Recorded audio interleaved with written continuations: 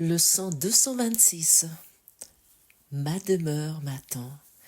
Je m'hâterai d'y retourner. Si je choisis de le faire, je peux quitter ce monde entièrement. Ce n'est pas la mort, mais un changement d'esprit sur le but du monde qui rend cela possible.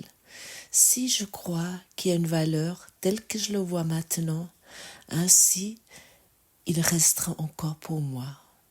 Mais si je ne vois pas de valeur dans le monde tel que je le contemple, rien que je veuille garder pour moi mon bien, ni rechercher qu'un but, il me quittera. Car je n'ai pas cherché des illusions pour remplacer la vérité.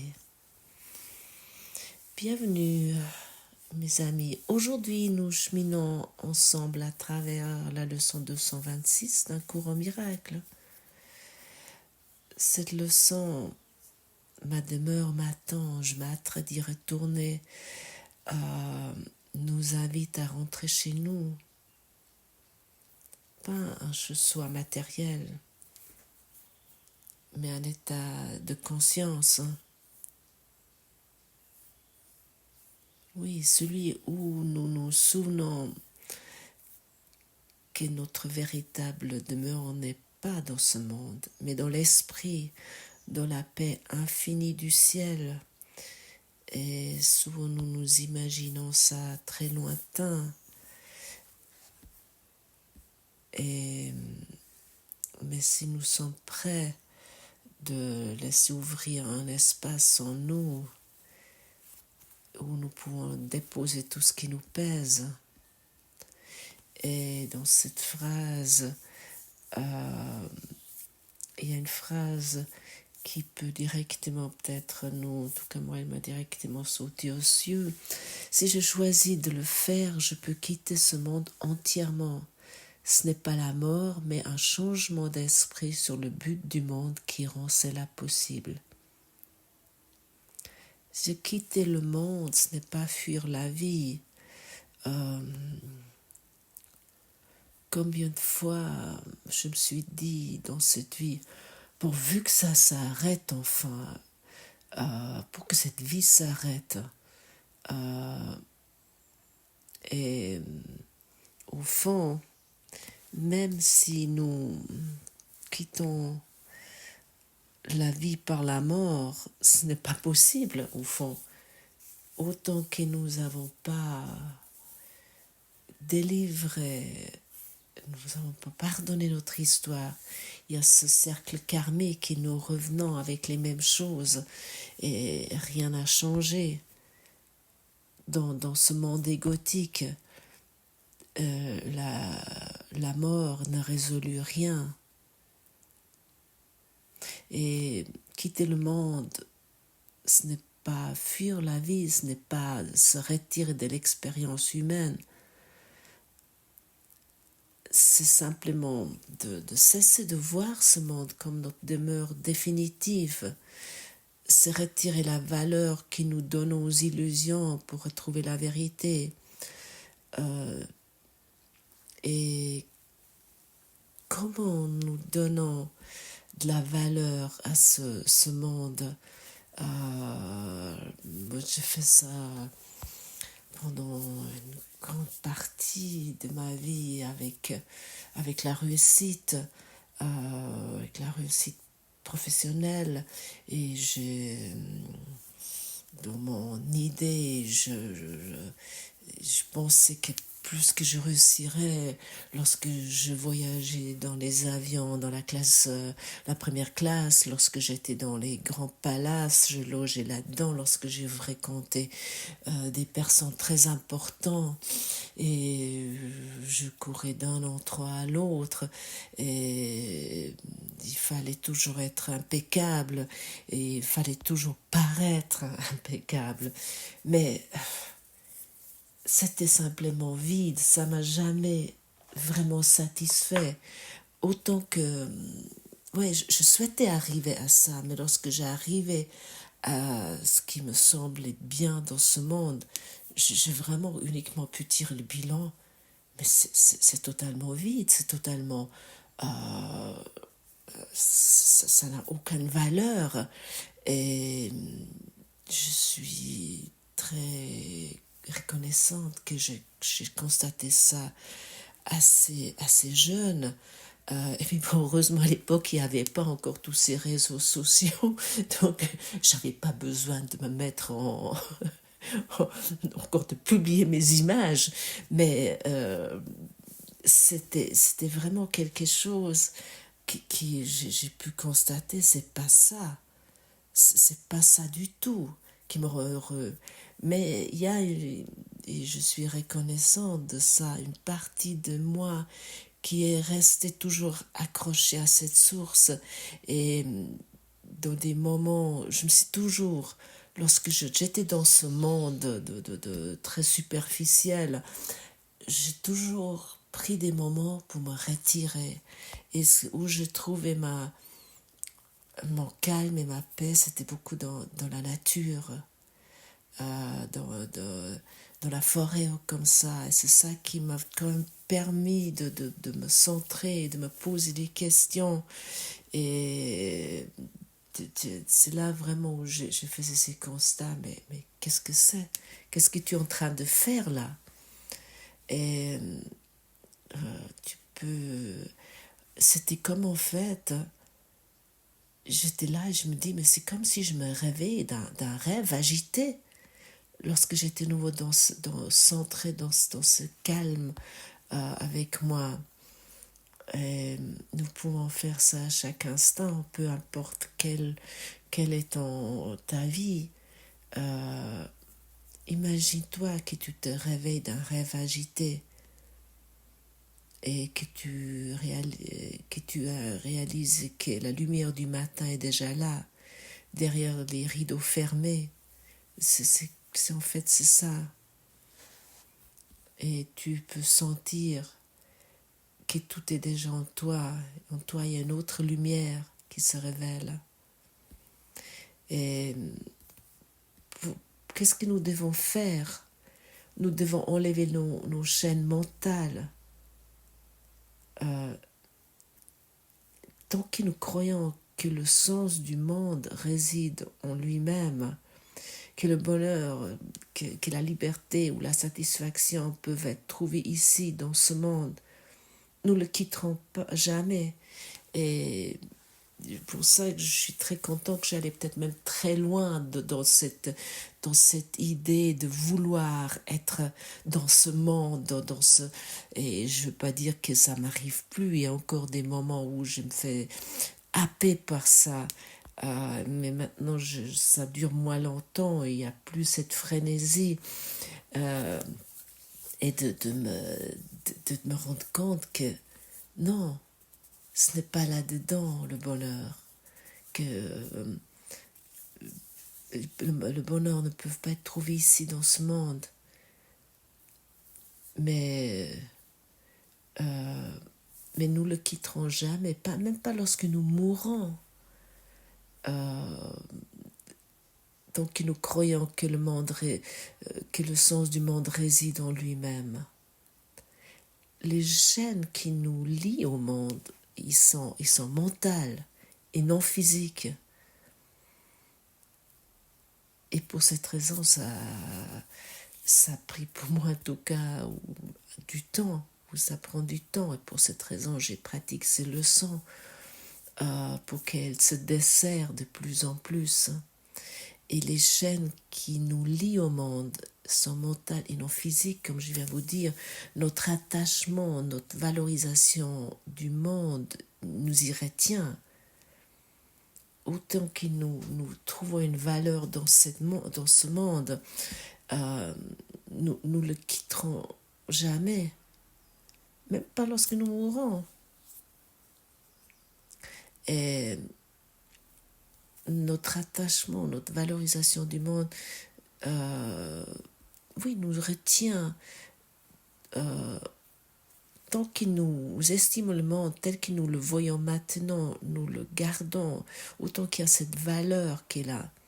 Même lorsque le corps s'effondre, Après, nous essayons de trouver des solutions médicales, etc. Nous nous agrippons à ce monde toujours. Mais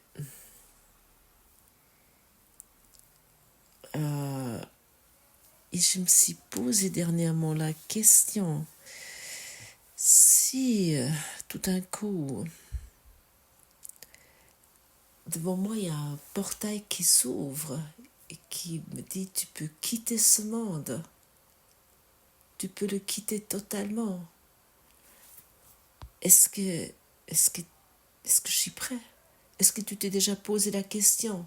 Tu dis, tu peux quitter ce monde, d'aller dans un autre monde, dans un monde de joie, de bonheur, d'amour.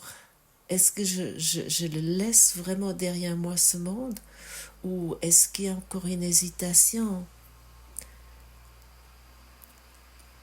Autant, mais si dans ce monde, je ne vois plus rien ce que je veux garder, ou plus rien ce que je veux rechercher, à ce moment-là, je suis libre.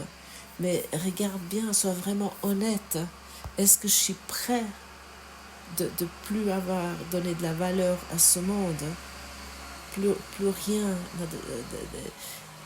Mais pas dans ce sens, ah, ça n'a aucune importance, mais vraiment d'observer que ma vraie valeur, elle est ailleurs, qu'il y a une valeur, pas ailleurs, mais qu'elle est en moi. Ce lâcher prise n'est pas une perte, mais ce lâcher prise est un retour vers mon véritable soi.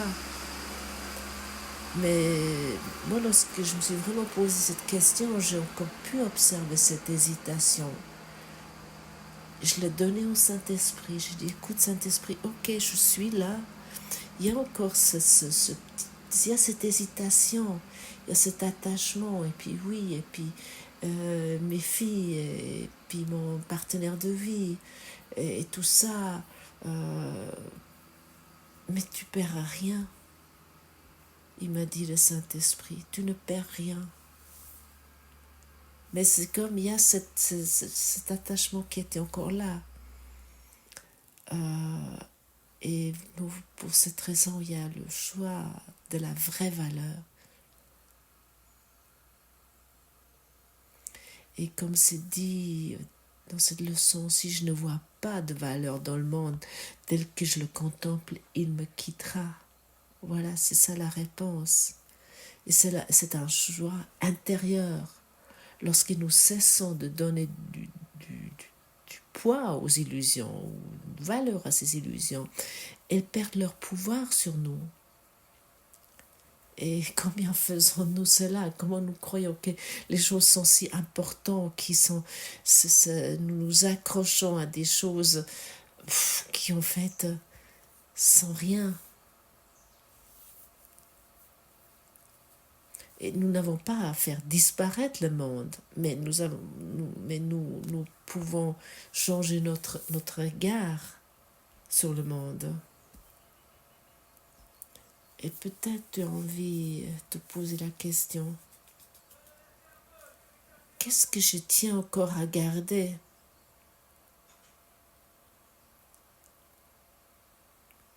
Qu'est-ce que je tiens encore à garder? Est-ce que cela m'approche ou m'éloigne de ma paix? Prends peut-être un moment aujourd'hui et pose-toi cette question.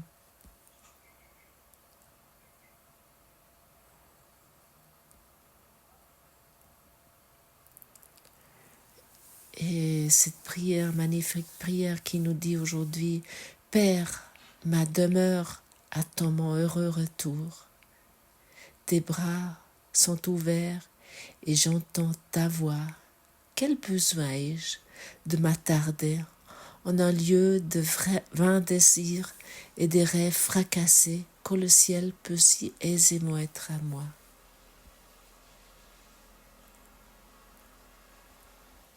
Donc il y a cet espace d'une sécurité absolue, d'un accueil inconditionnel qui t'attend depuis toujours.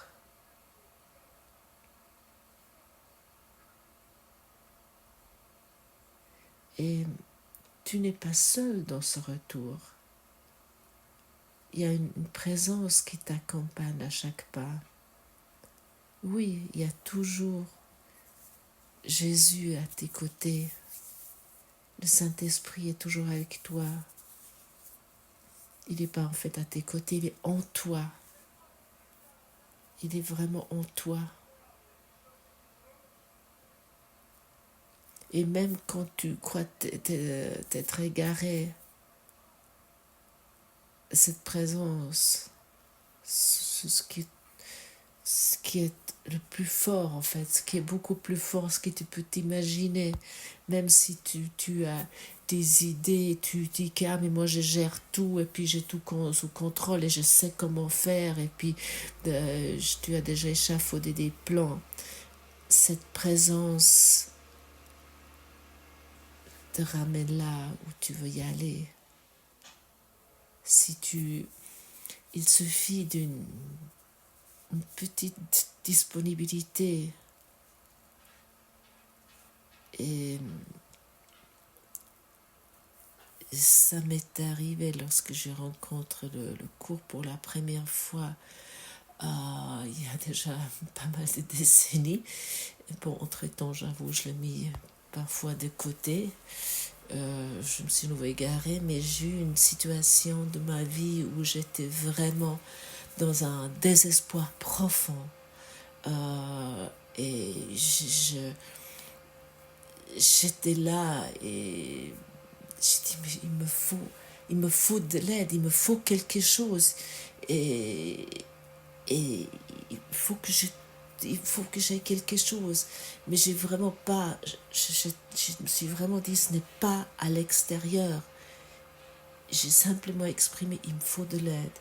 Et je crois 2-3 jours plus tard, j'ai rencontré une personne qui m'a parlé du cours en miracle.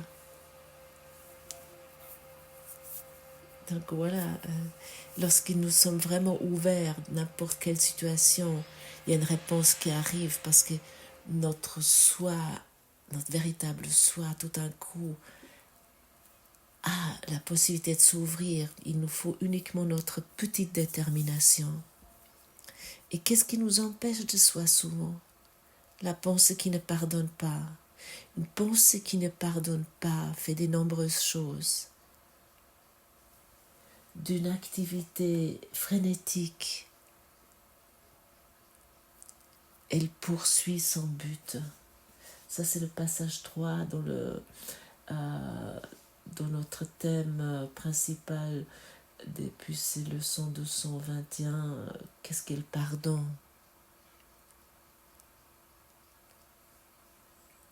Déformant et renversant ce qu'elle voit comme des interférences avec le chemin qu'elle a choisi.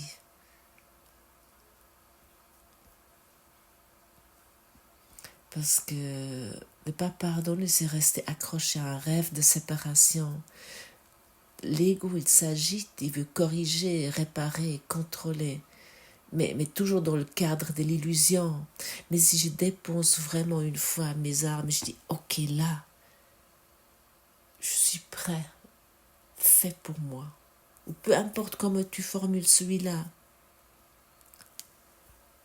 C'est... Le pardon, lui, il ne cherche pas à corriger le rêve. Son éveil. Aujourd'hui, observe en toi une situation où tu résistes au pardon. Regarde ça, il y a certainement quelque chose qui va arriver, qui va peut-être te contrarier, ou que tu rencontres quelqu'un et puis que tu n'apprécies pas, et comment tu sens ce que ça fait, sans que ça fait cette... comment tu te fermes. Et imagine-toi peut-être, si tu as envie, comment tu poses ce fardeau et que tu entres léger dans ta demeure véritable. Et